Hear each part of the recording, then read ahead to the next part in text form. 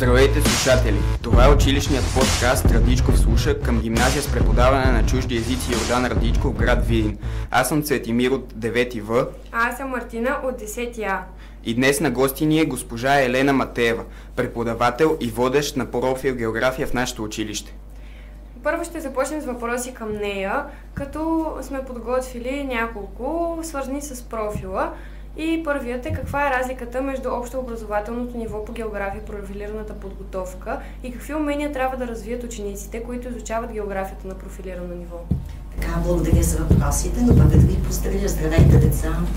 Приятно ми е, че съм поканена във вашето студио и ще се радвам, ако останете удовлетворени от въпросите, които ми задавате и отговорите, които аз давам към тях.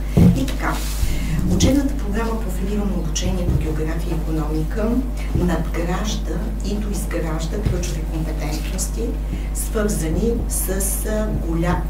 с географската наука и географската култура. Освен базовите понятия и закономерности, тук ние работим с акцент умения. Ключови компетентности, свързани с умения.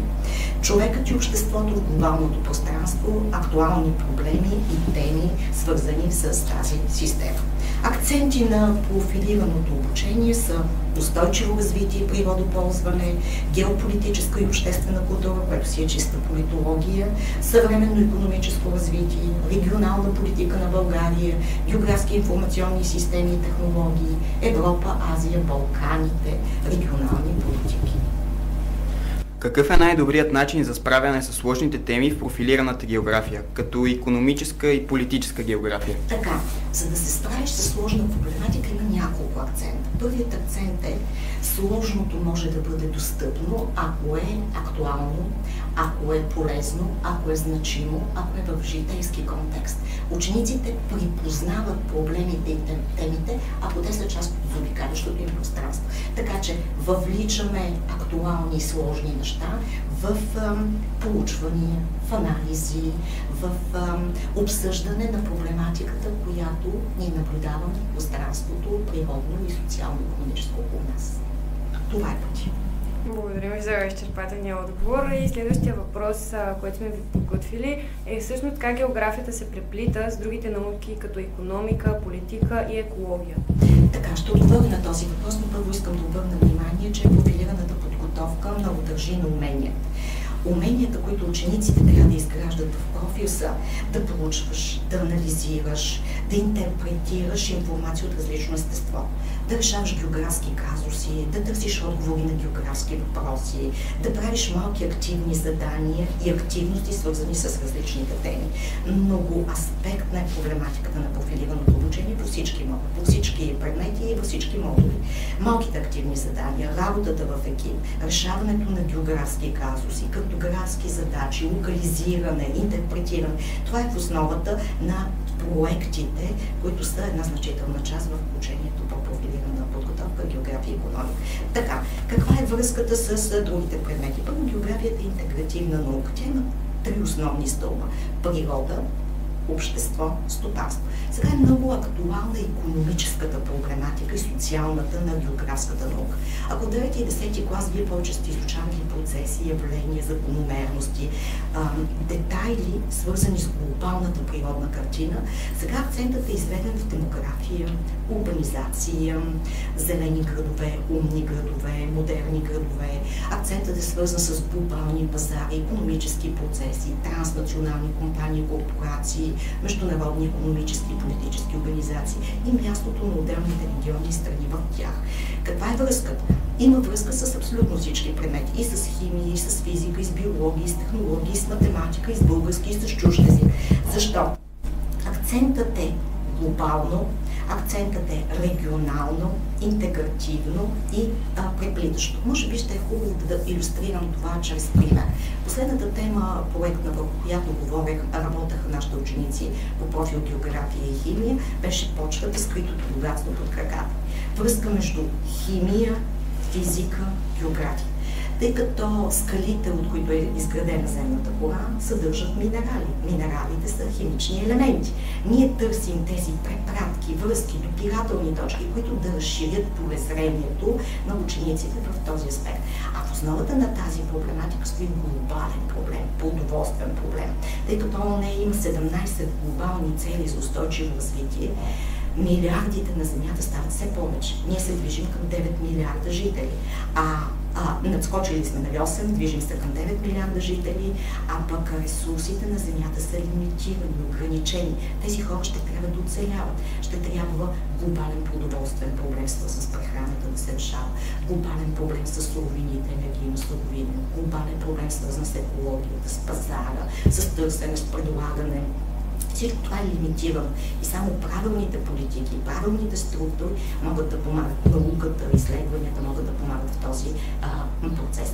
Когато работехме в тази проблематика, учениците трябваше да превеждат от английски, трябваше да говорят на английски, трябваше да формулират основни тези, идеи, изводи, които са направили след своите проучвания.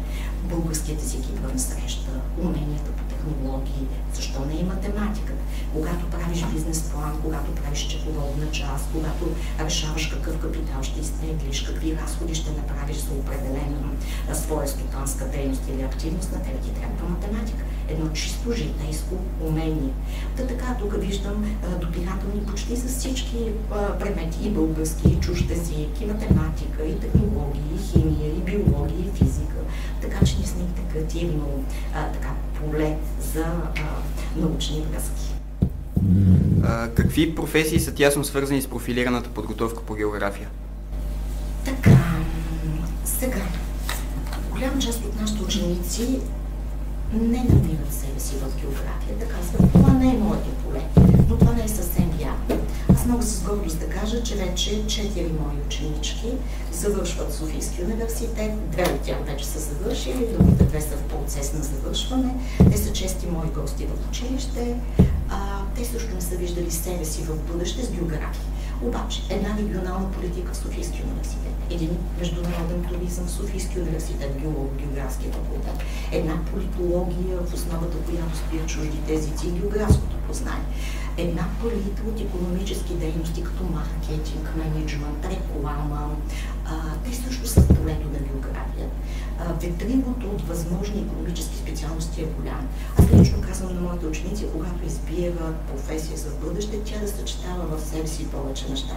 Да можеш да използваш уменията си не по един, по два чужди езика, да използваш уменията си, да речем, географията в полето на икономиката, туризмът чрез език. Така че има много възможности. Цвети, ако не бъркам, твоя брат беше, не бъркам, аз не бях клас на Мартин, той беше страхотен фен на географията и беше моя гордост като ученик.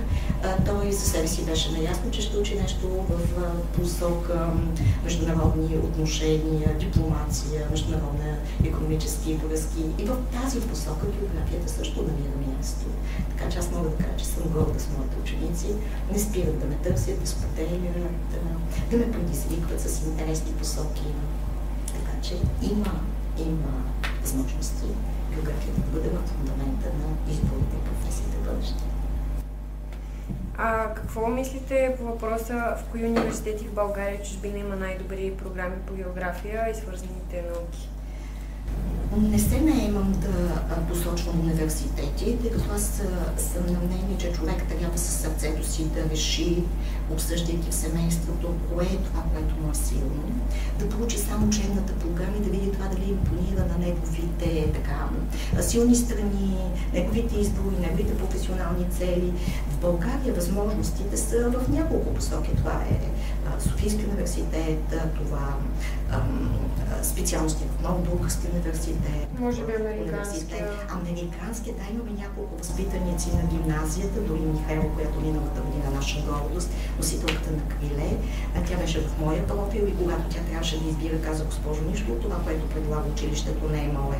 Тъй като аз все още се колебая каква да е посоката, но смятам, че тук мога да надградя и да разширя полезрението си. Тази година тя е един от активистите в клуба по политология. Ние го изучаваме в профил геополитическа и обществена култура в 11 клас. Изключително авторитетна, изключително по-добре позиционирана. Да, България трябва всеки индивидуално да получи учебните програми на университетите и да види предложените специалности. Но имаме много ученици, които записват, учат, гостуват ни.